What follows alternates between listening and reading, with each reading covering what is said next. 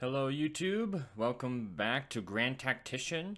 I decided to skip to the fourth and final day because day 3 I lost the melee on the left flank, as you saw at the end of the last video. They pushed me back, so I created this tiny semicircle, and I am planning to launch a division attack on the Union left flank down at the bottom right of the map. So obviously this is just me fiddling about, making sure things are alright, trying to plan things out properly. I lost a artillery battalion, so I only have, I believe, 2 left on the left flank there. But the Union tried launching an assault in that cove there up in the left, but then they turned sideways, so whatever. But you can see the corps that was down on the bottom left flank is now on my right flank. So I have the division here. I'm trying to set breastworks up just in case, but eventually I decide it'll be better to launch a counterattack rather than just keep sitting and letting them take pot shots and ruin my ammo supply.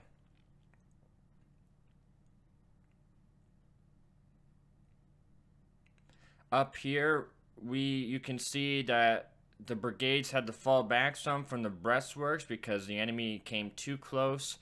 Pretty sure a few routed during the third day, but overall the third day was just a lot of sitting and taking shots at each other. There wasn't any significant movements or anything, but you can see the casualties after 3 days over there. It's ridiculous. And this hillside here is still being held pretty well. Enemy brigades have come up very close, but today is the deciding factor, and I have to press an attack and get rid of these troops. One of the things, my university semester has started up now as of February 1st, so it's going to be tougher to record videos, so I'm aiming to probably record videos sometime during the weekend and then edit throughout the week, and then probably release a video maybe Friday of each week, once a week, so that way I'm not swamped up with trying to do this and then getting behind schoolwork. It's my final semester, so I just want to get out of university. So there will be definitely a decrease in how many videos are produced, but here we go. I have started the battle. I'm going to try and get breastworks built on the right flank there.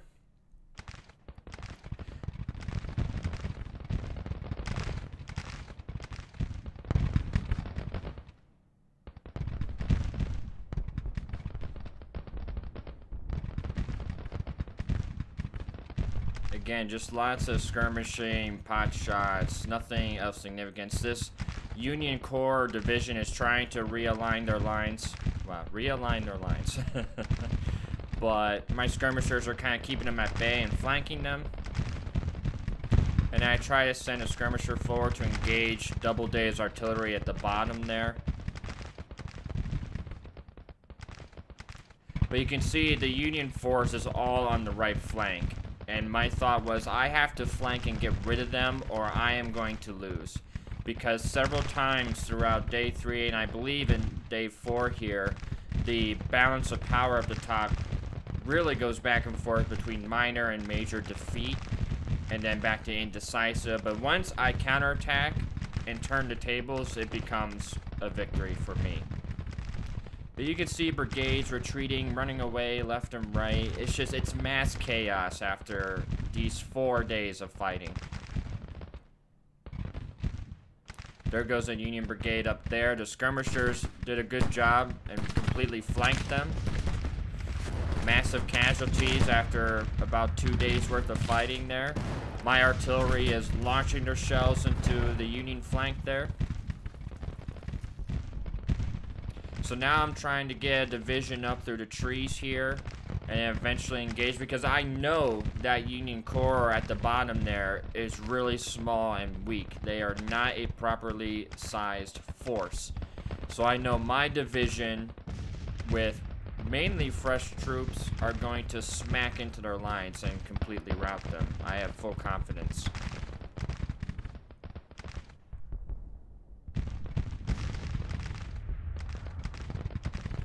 But that center up there, as I'm clicking around there, that was a very tricky spot. If I were to lose that section, it would have been a huge gap in my lines there, and they probably would have poured through if they were aggressive enough. I do not believe the AI would have done that. In an ideal setting, yes, but I don't think they're optimized yet for that. So I'll cut back to when this division here is actually set up and is launching their attack.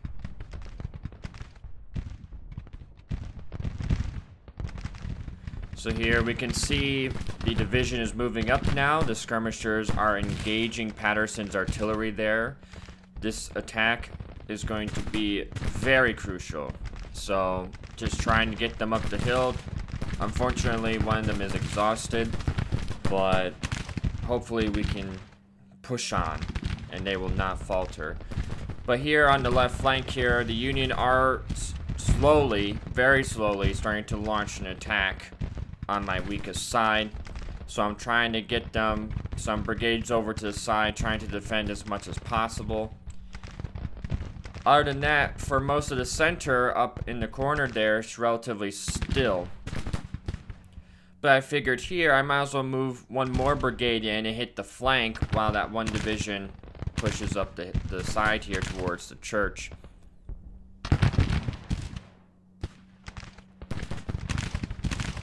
Gotta get Jackson going up there. He'll give them the cold steel, I'm sure.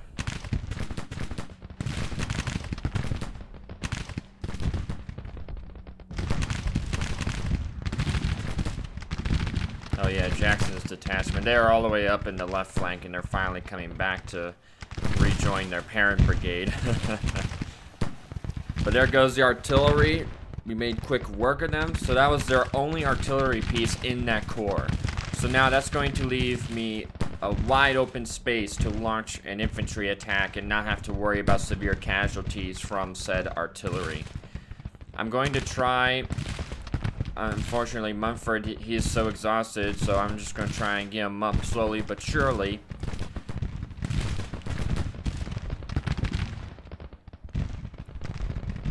So far, they're turned sideways, but they are slowly bunching up and coming closer.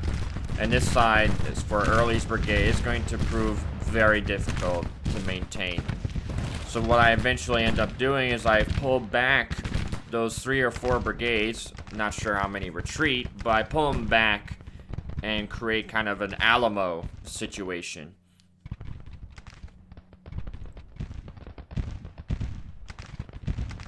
But here you can see starting to sweep up on the flank. They are not responding to my attack properly. They're just kind of sitting there right now, so that gives me ample time to just move up and form lines of battle. I believe these are Union skirmishers right there. Yeah.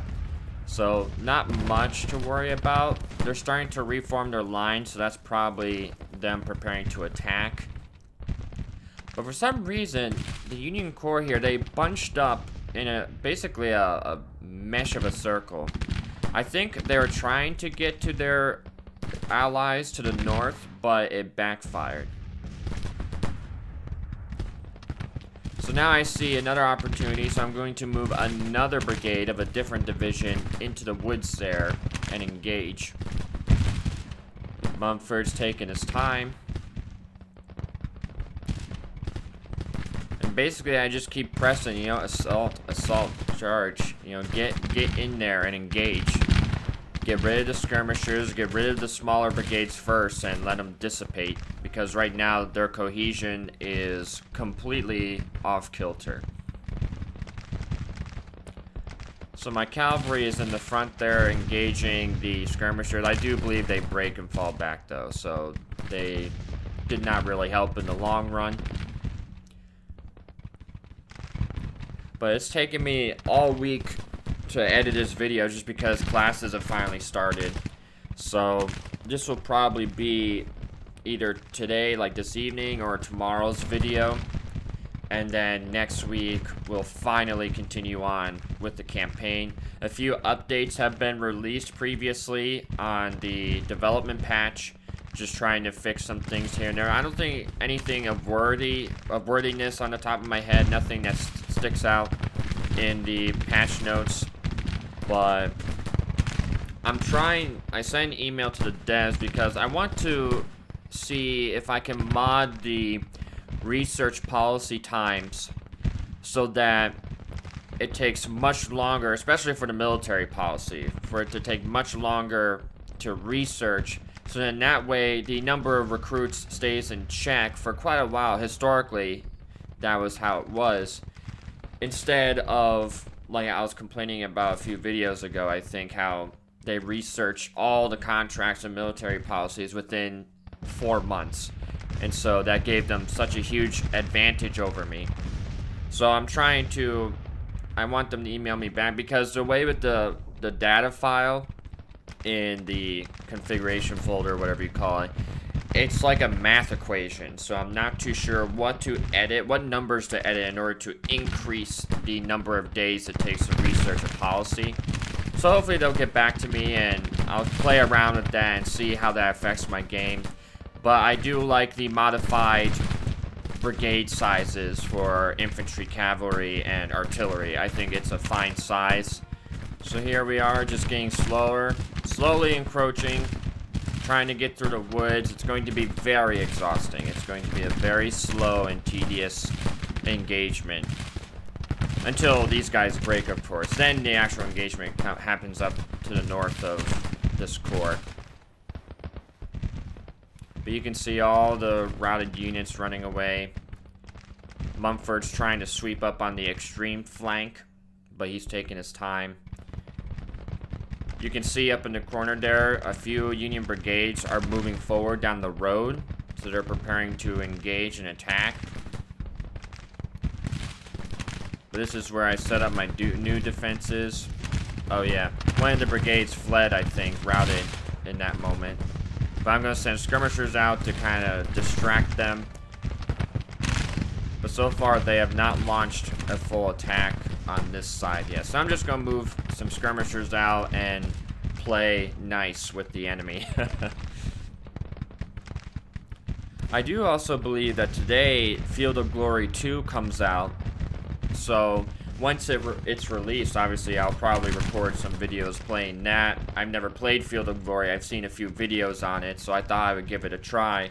So that mixed with Scourge of War, I have to narrate Scourge of War, so that's going to take a while, unfortunately, just like this has. But some new content should be coming out rather than just always Grand Tactician. But a few other games as well. I'm trying to find some other games to play. Maybe things from, like, nostalgia from my childhood, like Delta Force, Black Hawk Down.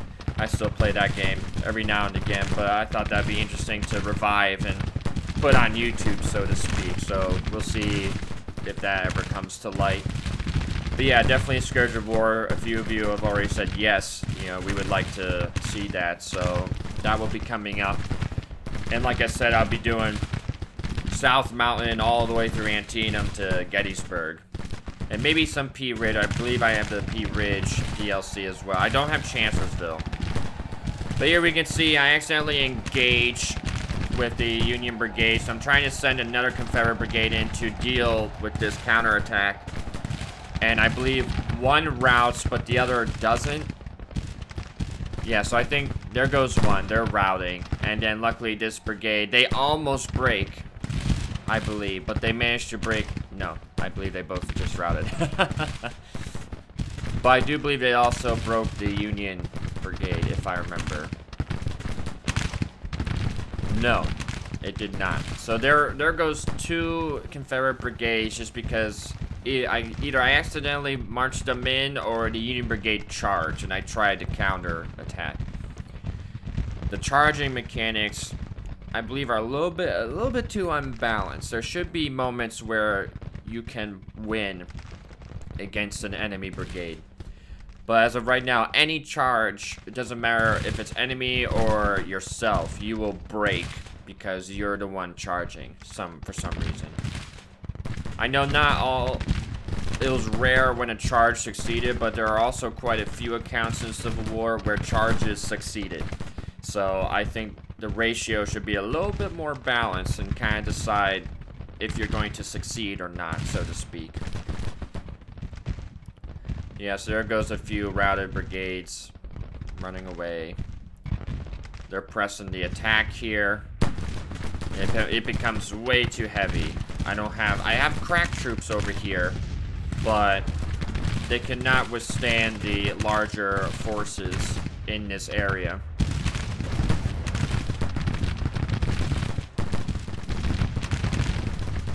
So here, they decided to withdraw themselves. I'm saying, no, you gotta stay behind cover. Stay behind the breastworks. But I guess I should have listened to them anyway, with the withdrawal. I do withdraw eventually. But here comes another brigade. I'm trying to move up and trying to reinforce the flank here. It's becoming very dire. It's almost a loss. I was fairly certain that, oh boy, I waited too many days to attack and like defend, so now I'm going to lose, and I'm going to lose over 50% casualties and stuff. So this is why this division attack on the right flank is so crucial, because I'm trying to get rid of the army before my own men succumb to morale loss and flee the field.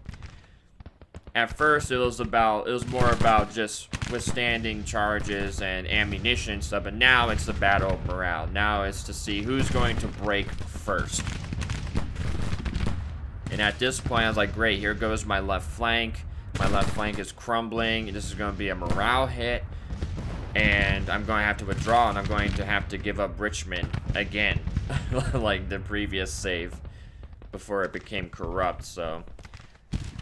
But luckily, it all fares well. And there goes a Union brigade. They broke, and they're running through the lines for some reason. They should be captured, but that mechanic is not optimized yet. I'm not sure if he's trying to rally or if he's retreating himself, that division or corps commander. But here's Mumford. I move him forward just to get rid of this brigade in the side here, just because I didn't want any thorns in my side in the long run. But now that Union Corps is completely dissolved. They are gone. So now I'm going to strike the next Union Corps over at the old Cold Harbor Road right there. And this is where it becomes a little bit more tedious, fighting through the streams and woods and stuff, and it's all exhausting and intense.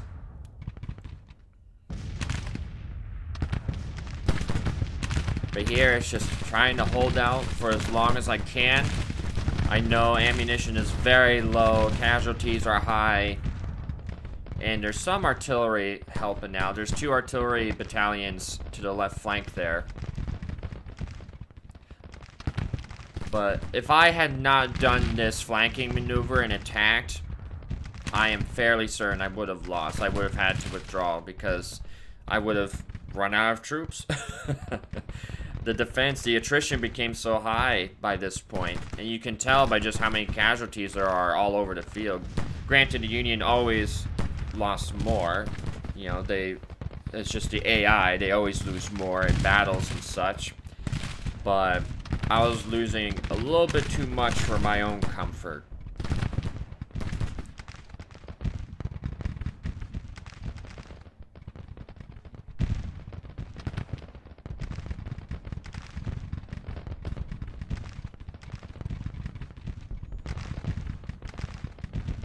I also wanted to ask the question, I know this is mainly like historical gaming, you know, this is a history gaming channel, but besides like Scourge of War and Field of Glory and stuff, are there any other games that you would like to see me play that are not considered historical strategy? Or do you, like, obviously my niche is historical strategy and playing these kinds of games, but I know there's like survival games like The Long Dark, DayZ, and then other games like Hunter Call of the Wild. I played that a little bit. It's like a relaxation game. So Are there any other non-history games that you would like to see me play? So I'm trying, I guess, kind of spruce up the channel a bit. Or would you rather just see me stay along the history niche, strategy, real-time strategy genres? I guess ultimately that's my own decision in the long run, but it's always good to just to hear feedback and see what people think. So here we go. I think I decide to launch the other division across the field. Yeah, I do believe that they are moving.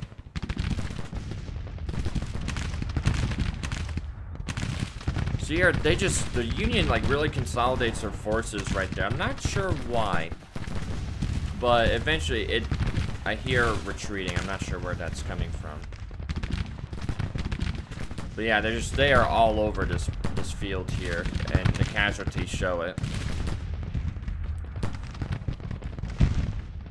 But I believe this is their larger force right here on the right flank.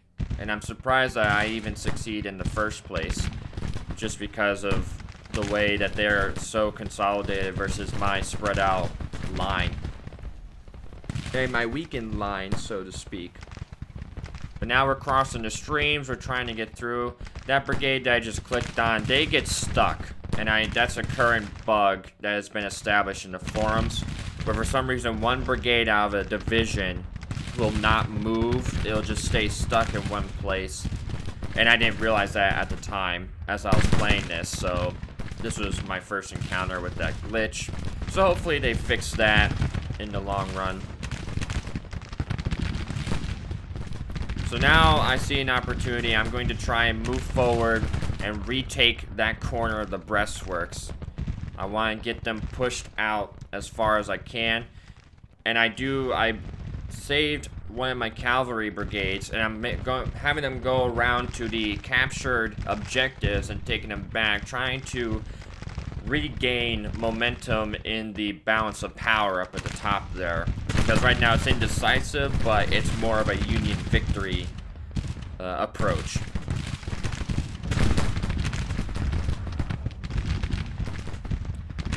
Yeah, so now it's a full frontal attack. The flank worked. So now I'm saying, you know what? I might as well just launch 2 more divisions into the fight. Kick them out. Get them out of the flank here, out of the woods along that creek bed. My skirmishers swing around and harass. Yeah, so this is where the momentum starts to swing in my favor, and the Union cannot handle, because you can see they're just kind of standing there up in the corner. They're not engaging. I believe that's one of the things that someone said they would like to see. There goes that goes Early's brigade, unfortunately. So this is where I decide, you know what, I do not have a flank anymore.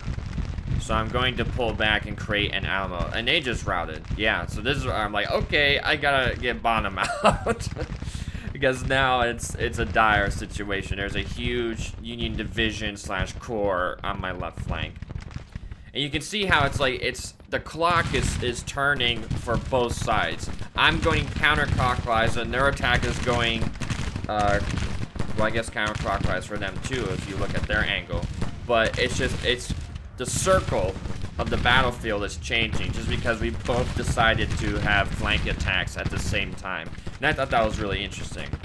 So you can see I'm taking the breastworks that I built here, and this is the Alamo situation. It becomes kind of like a small square, so to speak, of just trying to defend against the Union as I try and kick them out on the right side of the field here.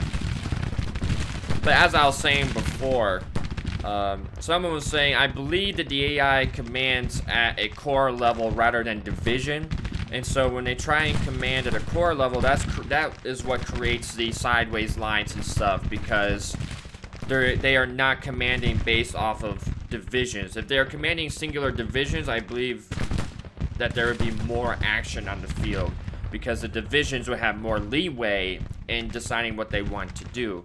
rather than the corps commander overriding their initial orders and creating just these bland, straight lines, halfway flanking lines and stuff that we have seen in the past 2 videos already.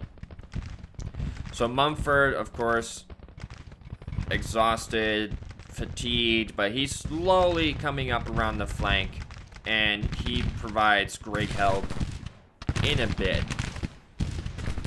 There goes another Union brigade. Kicking them out of the creek bed, out of the woods right here. Moving them up to the creek. Just gotta get them out. Get them out of here. Trying to organize. Some of them are kind of just sitting there. But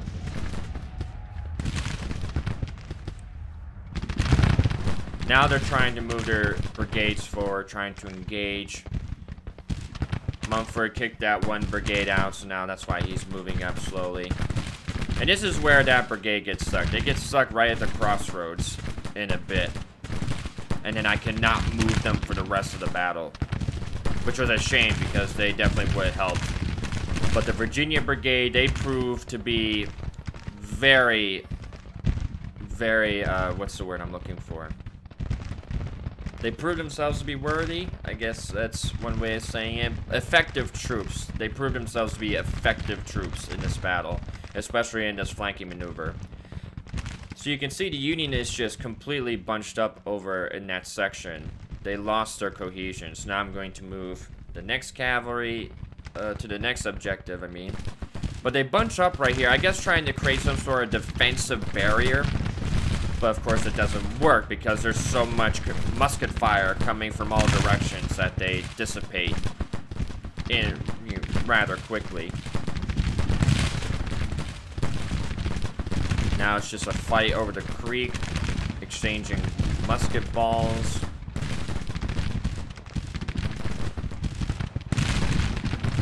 Jackson proves to be effective as well. They kick ass during this section of the battle.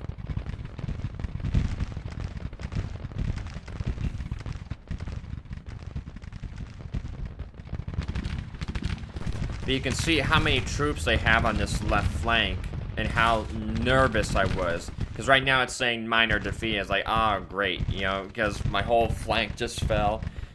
And I have a fraction of what used to be my army. So now I'm trying to get the artillery battalions over to the side, trying to get them out of harm's way. You can see all the routed units running away from the battlefield, showing their disgrace of display.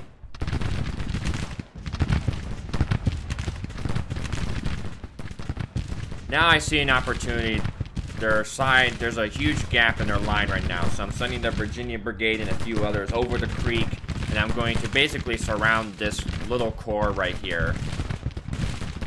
And that becomes their demise. If they had stayed spread out, it would have been a much harder fight. But for some reason, they all bunch up right in that section of trees right there. And it becomes so easy for me to move around and kick them out. But now we've recaptured this section, so now they're just engaging, I believe, skirmishers and like 1 or 2 brigades. And this whole time, when I thought my mic was working, you know, I was saying like, "Come on, boys, like charge, like get 'em, yeah." You know, I was getting into it.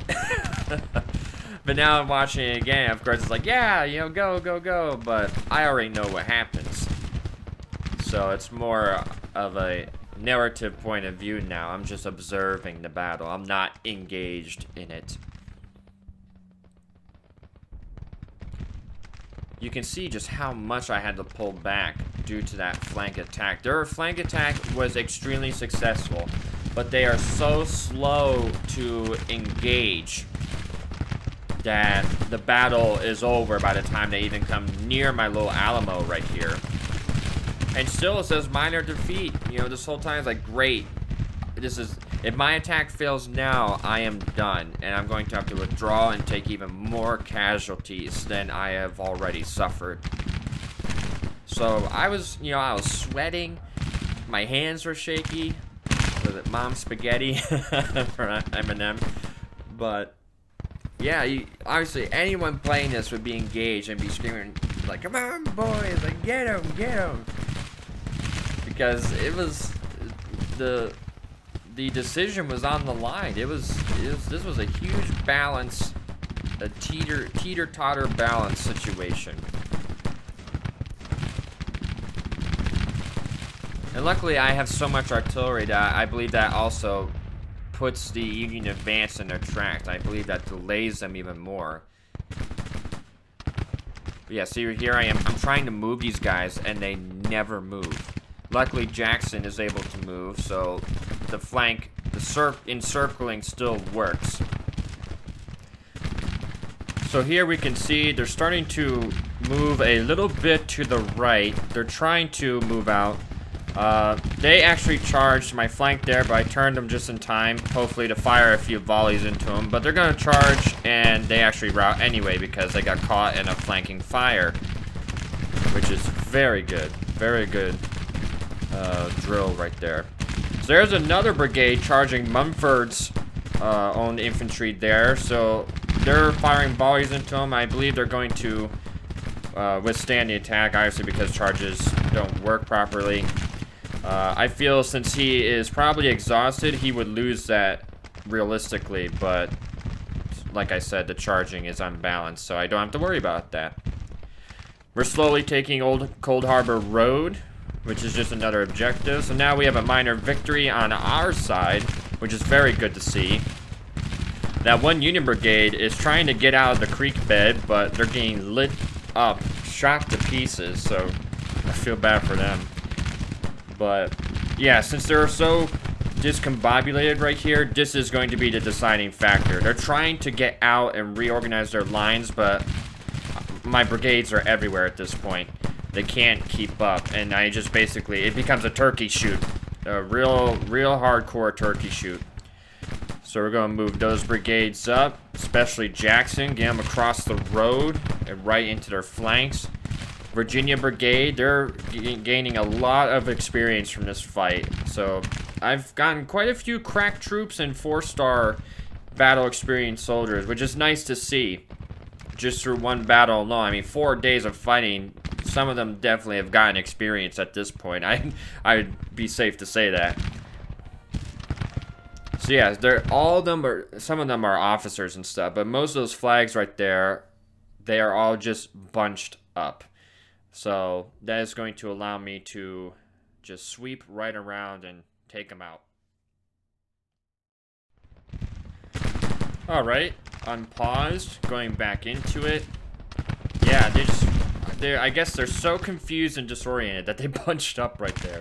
But my Alamo is holding. Those Union brigades on the right there are not really engaged at all. And the left flank of the Union Army is taking their sweet old time. And it's not going to help them in the long run. So Mumford holding off basically all of the brigades right now. Doing real well.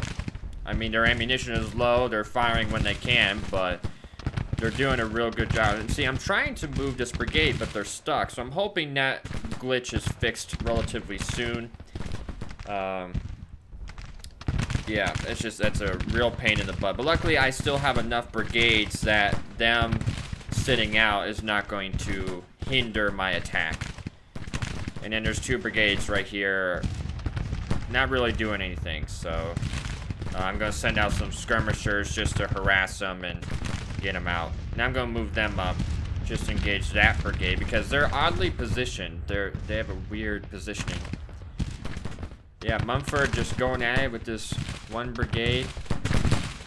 Jackson coming up. He decided to release some skirmishers for some reason, but hey, any muskets count in this scenario. Brockenbrough's brigade right there, at the between the trees and the road. Virginia Brigade is coming up behind them on the rear, left flank. Come on, Jackson, move up. Give them a cold steel. You love that kind of stuff, at least in Gods and Generals. But yeah, they are just completely dissolving, dissipating. They cannot withstand the attack anymore. And this is pushing me towards a major victory, which is quite the relief. And so far, this is probably the most costly battle of this version of the Civil War that we are fighting right now. And hopefully, we shall continue the war and kick them out of Virginia and storm Washington. And we will be set. Oh, did you see that weird positioning glitch right there? That was weird. I didn't even notice that in the actual play. Come on, Mumford. Get rid of him.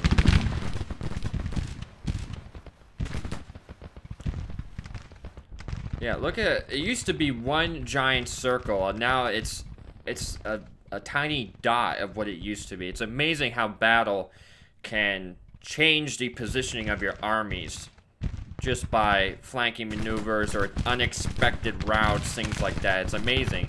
It's really, this game can suck you in. And like for this battle, for example, 4 days, I was playing it, trying to record it and stuff, and next thing I knew, it was 4 hours later. And I was like, geez, where the hell did the time go? I have never had a game draw me in so tight like this. It completely takes time and space away from you, which I think is a great sign that it's going to be a very, very popular game. I've never seen any historical strategy games quite like this in a very long time. At this scale, I mean.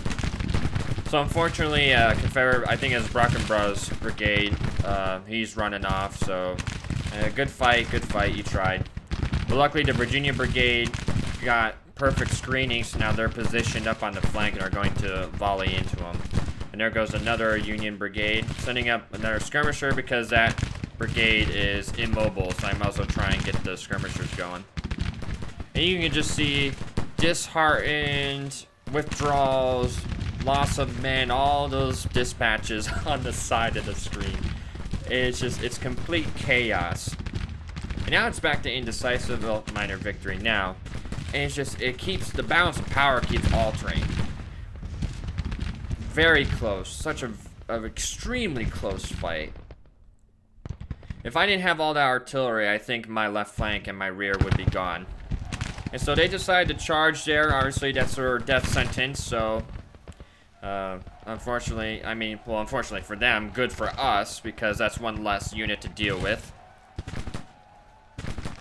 Coming close to the end now. The victory screen, the retreating screen is going to come up for them, and we're just going to let them leave the field, because look at all their casualties. I mean, they suffered quite enough already the past 3 days. And there we go, enemy is retreating. What a relief to see that. After 4 days, I mean, the third day was relatively quiet, except for that flanking maneuver in the morning, but this was the make or break scenario. Really crucial to this fight. Yeah, look at, that's all I have left. Those are all the brigades I have left.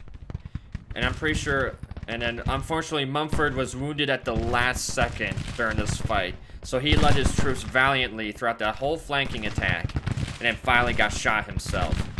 So, gonna give Jackson deadly volley. I'm gonna give a few of these guys, like the Virginia Brigade, deadly volley, because, I mean, they're 3-star. They're doing quite well. They've gotten experience in this fight. So, I usually go for deadly volley or the iron morale, iron discipline perk for most units, just because of morale. But there we go. There's all our estimated casualties. Quite crazy. About 74,000 versus 63,000, minus the artillery and cavalry. So I think that's the true numbers, just because of the editing I did to the files, where on the battle, where it says on the battle there was 97,000 versus 71,000, but it's more 74,000 versus 63,000 or so, 64 or 65. So yeah, still really, really tight, close battle. So thanks for watching, like, comment, subscribe, and I'll see you in the next video. Bye-bye.